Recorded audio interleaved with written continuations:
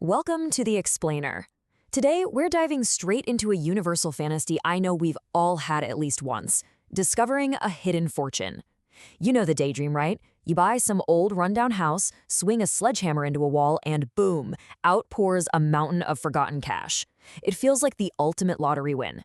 But as we're about to see from actual legal records, that exhilarating fantasy, it's almost immediately followed by a waking legal nightmare. To really understand why, just picture this real-life scenario. A couple buys this dilapidated house in Paradise Valley, Arizona. They bring in a contractor to do some remodeling. A worker starts tearing into the kitchen walls, and he finds something absolutely incredible. Military-style green ammunition cans just stuffed with cash. He keeps digging and finds even more hidden inside the framing of an upstairs bathroom. In total, they pull out $500,000 in pure, cold, hard cash. Which brings us to the ultimate question. Is it yours? I mean, who gets to keep it? The worker tells his boss, the boss locks the cans in his safe, but then the worker eventually spills the beans to the new homeowners. The homeowners immediately call the police, who swoop in and take control of the money. And suddenly, you've got a massive, multi-sided legal battle on your hands. The contractors want it, the new homeowners want it, and as we'll find out, the estate of the previous owner wants a piece too. So to figure out who actually gets the payout, we have to look at how the law views found property. So is finders keepers actually real? Let's look at the law of found property. To figure this whole mess out, we basically have to systematically dismantle the old playground myth of finders keepers, because our legal system actually divides found items into 5 highly specific categories. Think of it like a giant legal maze that decides exactly who gets the windfall. So if property is considered lost through sheer carelessness or intentionally abandoned, or if it's a treasure trove, meaning it's incredibly old, well, the finder usually gets to keep it.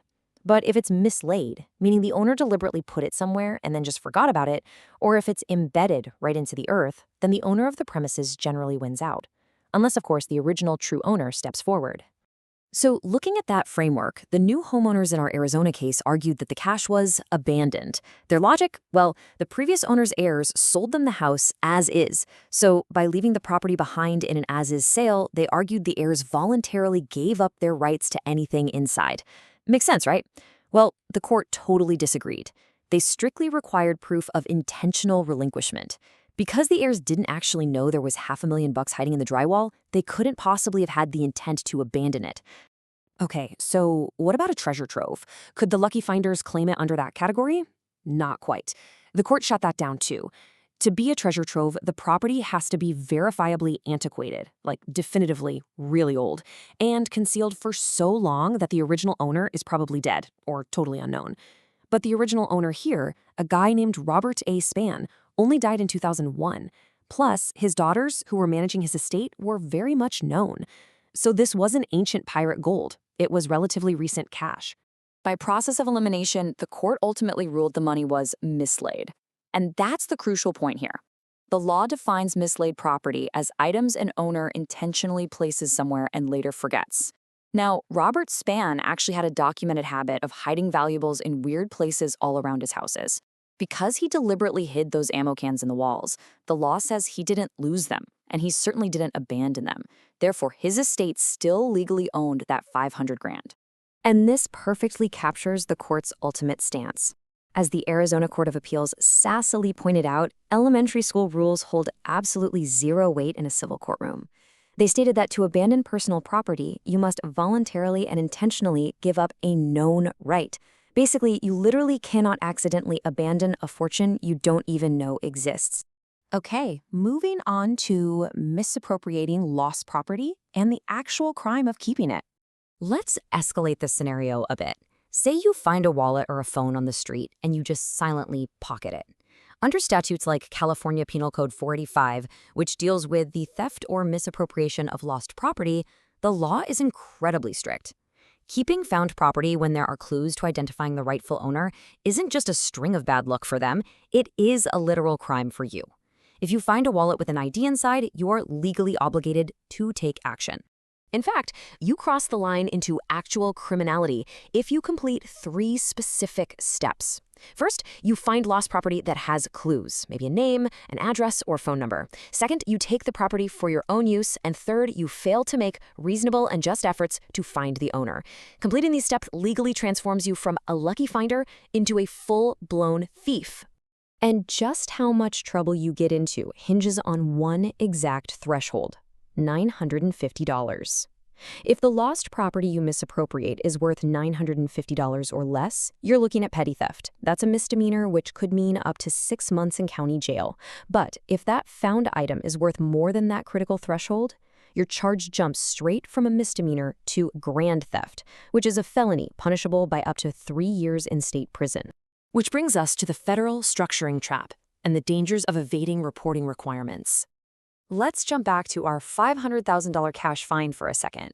Let's say you miraculously get to legally keep it. Well, you still face a massive federal trap the moment you try to deposit it at the bank. Under Title 31 of the U.S. Code, Section 5324, it is highly illegal to engage in something called structuring. Domestic banks are legally required to report large cash transactions to the government. If you try to break your huge windfall into smaller, bite-sized deposits, specifically to fly under the radar of those reporting laws, you are committing a federal crime. And trust me, the federal government does not play around with this. Evading these reports is a severe offense. The penalties? We're talking massive criminal fines, imprisonment for up to 5 years, or even both. And here is the real kicker. You can be charged with structuring completely regardless of how you got the money in the first place. Even if that $500,000 is 100% legally yours, the mere act of structuring the deposits to avoid paperwork will land you in federal prison. Oh, and it gets worse. If your illegal structuring pattern involves more than $100,000 within a 12-month period, you trigger an aggravated penalty. This little enhancement literally doubles your maximum prison time to 10 years, and it doubles the potential fines. So hauling bags of found cash to different bank branches every week is pretty much a surefire way to turn the luckiest day of your life into a decade behind bars. So let's get to the final verdict: reality versus fantasy. Bringing it all back to our Arizona ammo cans, the ultimate reality of discovering a hidden fortune is that it's a meticulously documented legal minefield, stretching all the way from civil courts to federal criminal codes. In the end, the Arizona Court of Appeals awarded the entire $500,000 back to the estate of the man who originally hid it. The original owner claimed it, and the law fully backed him up.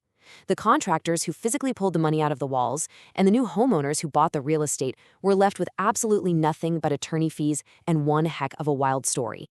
Which leaves us with a pretty fascinating question to ponder.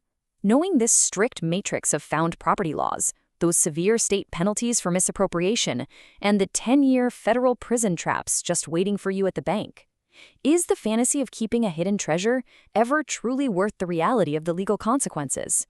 The next time you find yourself staring at a suspicious patch of drywall in an old house, you might just want to leave well enough alone.